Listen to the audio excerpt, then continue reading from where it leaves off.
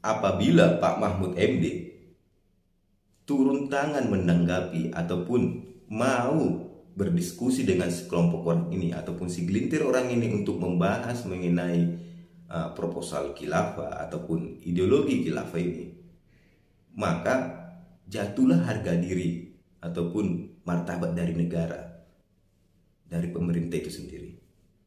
Ya karena apa? Mau menanggapi segelintir orang yang ingin menggantikan ideologi Pancasila, di mana ideologi Pancasila itu sendiri sudah final, sudah ditetapkan dan final. Janganlah lagi dibahas kan itu. Jangan lagi ada yang ingin mencoba mengganti-gantinya.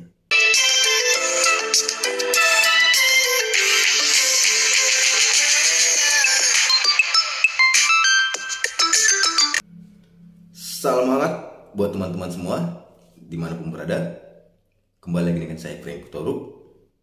Beberapa hari yang lalu ada video viral di mana ada sekelompok orang yang menyampaikan proposal khilafah kepada Menko Polhukam yaitu Mahfud MD, di mana orang-orang ini meminta agar mereka beraudiensi ataupun berdiskusi kepada Menko Polhukam ataupun menyampaikan aspirasi kepada Menko Polhukam perihal proposal khilafah ini.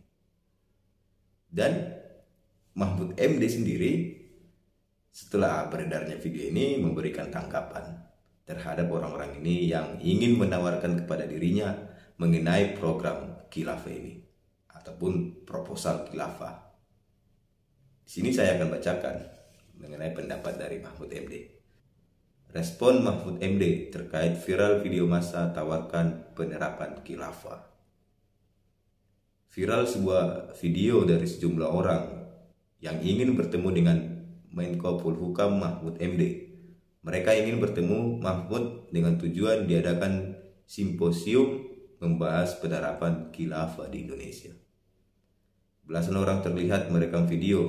Mereka tepat berada di halaman luar kantor Menko Polhukam Jakarta Pusat.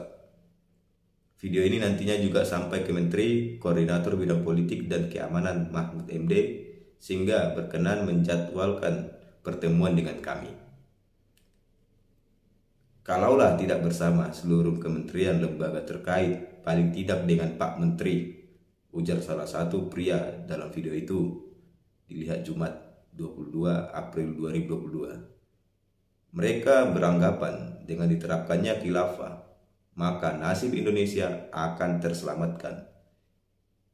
Menginisiasi agenda simposium tersebut, kalau bisa tindak lanjut dengan simposium nasional untuk membahas proposal khilafah, ajaran Islam yang agung yang akan menyelamatkan bangsa Indonesia bahkan dunia.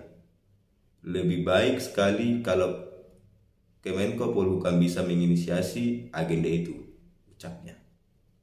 Merespon video, Mahfud MD beranggapan hal itu adalah bagian dari penyampaian aspirasi. Menurut dia, pihak yang menyampaikan narasi tersebut tak dapat membedakan antara sistem dan nilai khilafah. Mereka tak tahu apa-apa. Mereka katakan mereka tak tahu bedanya nilai dan sistem. Tapi biarlah mengalir itu sebagai aspirasi, jelas Mahfud kepada wartawan. Lebih lanjut disampaikan, dirinya kerap kali melangsungkan dialog dengan ormas Islam terkait sistem bernegara. Kata Mahfud, tak ada sistem khilafah Islam yang baku berdasarkan fikih. Semua tujuan bahwa sistem bernegara itu hasil ijtihad yang selalu berbeda. Mengapa? Karena memang tidak ada. Coba tunjukkan kepada publik secara runut dan logis berdasarkan secara fikih kapan dan di mana pernah ada sistem khilafah Islam yang baku. Carilah sejenak zaman Abu Bakar sampai sekarang, ungkapnya. Dia menilai kelompok-kelompok itu bila dijelaskan maka hanya akan manggut-manggut saja. Oleh karena itu, menyarankan mereka untuk mendatangi saja ormas Islam dan menunjukkan sistem bernegara mana yang baku menurut ajaran Islam. Orang-orang ini pun kalau diajak diskusi paling nantinya hanya seperti yang lain dan bilang, oh begitu toh maksudnya. Saya sarankan begini saja, datanglah ke Muhammadiyah, NU, MUI, dan Ormas Islam dan tunjukkan nama sistem bernegara yang bagus menurut Islam. Ingat, kita bicara sistem bukan nilai. Kalau soal nilai, Tsanawiyah juga tahu semua katanya. Mahmud pun meminta agar usulan pembahasan penerapan sistem khilafah disampaikan parlemen dan partai politik. Sebab, sambung dia, mungkin saja ada parpol Islam yang tertarik dengan proposal khilafah yang ditawarkan. Kedua, kalau soal aspirasinya yang salurkan ke parpol, DPR, MPR, karena kalau mengusulkan perubahan sistem tempatnya ya di institusi-institusi tersebut. Mungkin saja ada parpol Islam yang tertarik. Kan aktivitas parpol Islam banyak tahu fikih dan usul fikih jelasnya. Tak hanya itu, ex-ketua Mahkamah Konstitusi ini juga mengusulkan agar pihak tersebut membentuk parpol sendiri saja, lalu mereka mengikuti pemilihan umum agar bisa mengusulkan khilafah.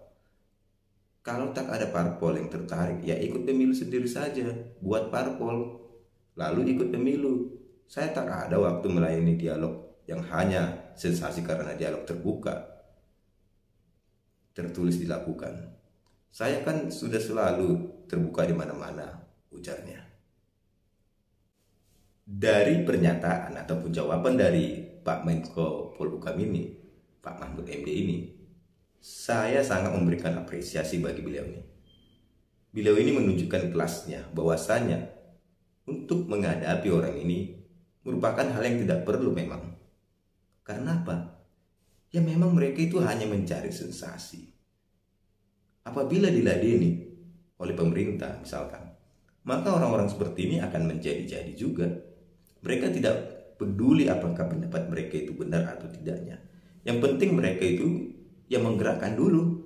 Ada gerakan, ada timbal balik dari pemerintah. Sehingga inilah upaya yang dilakukan mereka untuk merekrut lebih banyak lagi orang berpikir bahwasanya sistem khilafah ini merupakan sistem yang baik untuk dilaksanakan di Indonesia. Ini sangat luar biasa Pak Mahfud dari keterangannya, bahwasanya memang apabila ingin mengubah ideologi itu ya harus dari institusi-institusi pemerintah seperti DPR, MPR. Ya harus melalui ini karena memang di sanalah ujung tombaknya, pemerintah dan legislatif. Apabila antara pemerintah dan legislatif tidak setuju, maka ya tidak terjadi penggantian apapun, baik itu undang-undang dasar maupun ideologinya. Ini memang pernyataan Pak Mahfud MD ini luar biasa. Apalagi Pak Mahfud MD tidak mengundang mereka untuk diskusi. Sampai Pak Mahfud MD juga memberikan pernyataan bahwasanya beliau tidak ada waktu untuk meladeni. Ini memang harus begitulah. Hal-hal seperti ini tidak perlulah diladeni. Bila perlu orang-orang seperti ini diproses saja, dikasih tindak tegas agar tidak membicarakan lagi ideologi. Ini bukan lagi aspirasi. Aspirasi itu ya tidak haruslah mengganti ideologi. Ideologi itu ya harusnya yang awal dari penetapan, dari diskusi pertama sewaktu Indonesia telah merdeka, dinyatakan sebagai negara yang dibentuk oleh para pejuang kemerdekaan. Itulah seharusnya dilaksanakan. Bukan mau membentuk ideologi lain setelah merdeka. Janganlah seperti itu. Coba dihargai dulu para pejuang. Mereka juga membuat ideologi. Itu telah berpikir panjang bagaimana nasib Indonesia kelak. Dengan begitu banyaknya suku agama di Indonesia ini. Ya ini harus diperhatikan. Jangan ingin menerapkan ideologi-ideologi yang ingin mengganti ideologi Pancasila. Ini tidak betul. Apabila Pak Mahfud MD turun tangan menanggapi ataupun mau berdiskusi dengan sekelompok orang ini ataupun segelintir orang ini untuk membahas mengenai proposal khilafah ataupun ideologi khilafah ini, maka jatuhlah harga diri ataupun martabat dari negara, dari pemerintah itu sendiri. Ya karena apa? Mau menanggapi segelintir orang yang ingin menggantikan ideologi Pancasila, di mana ideologi Pancasila itu sendiri sudah final, sudah ditetapkan dan final. Jangan lagi dibahas kan itu. Jangan lagi ada yang ingin mencoba mengganti-gantinya. Para pejuang, para pendiri bangsa negara ini, itu dulunya orang itu telah berpikir dengan bijaksana, telah berpikir dengan baik mengenai apa yang harus dilakukan, ideologi apa yang harus diberikan kepada Indonesia ini ketika menjalankan sebagai negara. Sudah berpikir panjang, sudah melalui tahapan pembahasan yang panjang juga. Sehingga memang apabila ingin diganti, maka secara tidak langsung pemerintah tidak menghargai lagi pejuang dari kemerdekaan ini.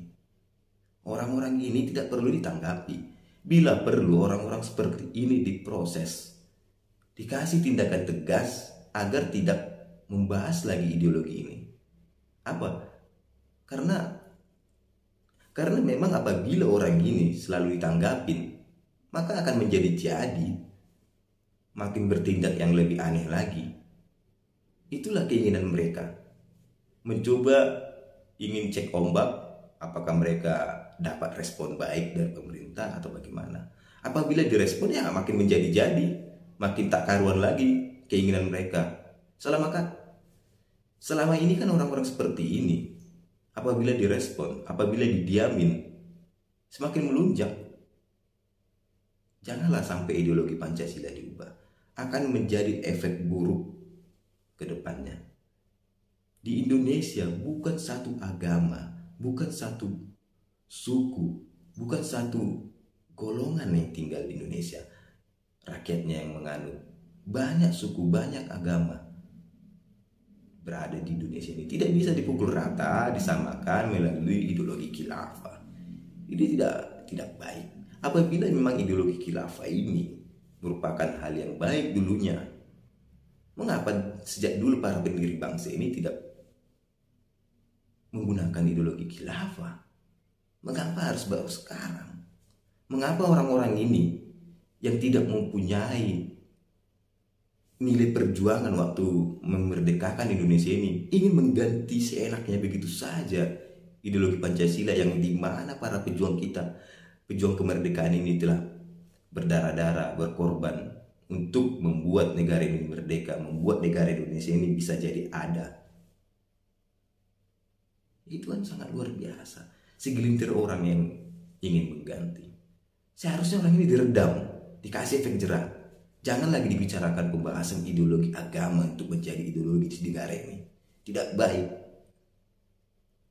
Bukan menjadi negara yang lebih maju lagi nantinya. Ideologi Pancasila aja yang merangkul semua keberagaman, masih aja ada gesekan-gesekan. Apalagi ideologi yang mengatasnamakan satu agama. Bisa terpecah belah Indonesia ini. Mungkin akan ada dari bagian Indonesia ini akan menjadi memisahkan diri apabila ideologi satu agama yang diterapkan. Ini harus kita jaga. Orang-orang seperti ini tidak perlu ditangkapin, diredam oleh pemerintah. Jangan dikasih angin segar sama bagi mereka ini. Apabila selalu ditanggapi, apabila selalu didiamin, maka semakin menjadi aneh lagi tingkahnya. Biasanya seperti itu. Para kadrun ini semakin didiamin, semakin ditanggapin, makin aneh tingkahnya. Ya harus dikasih efek jerah agar tidak menjadi-jadi lagi, agar tidak semakin jauh bertindak, jauh kurang ajar lagi. Emang ini mereka siapa sih? Pejuang kemerdekaan? Tidak. Apapun tidak. Hanya mengatasnamakan golongan tersendiri, membawa niat pribadi untuk katanya untuk negara Indonesia. Ini kan tidak baik. Cobalah dipikirkan, direnungkan lagi. Indonesia ini ada karena persatuan. Itulah coba dipikirkan. Saya berharap pemerintah tidak perlu menanggapi orang ini. golongan-golongan orang seperti ini tidak perlu ditanggapi, tidak perlu direspon. Orang-orang ini seharusnya dikasih efek jerah. Ini bukan aspirasi lagi, ini melainkan sudah ada niat terselubung yang ingin membuat ideologi lain selain Pancasila, ingin mengajak masyarakat lain beropini ataupun berpikir bahwasanya ideologi Pancasila ini perlu diganti. Jangan, harus ditindak tegas agar tidak ada lagi orang membicarakan mengenai ideologi lain ataupun ideologi keagamaan di Indonesia. Cukuplah Pancasila yang telah merangkul semua golongan agama. Cukuplah itu. Jangan lagi ada ideologi lain. Saya kira begitu. Saya ucapkan terima kasih.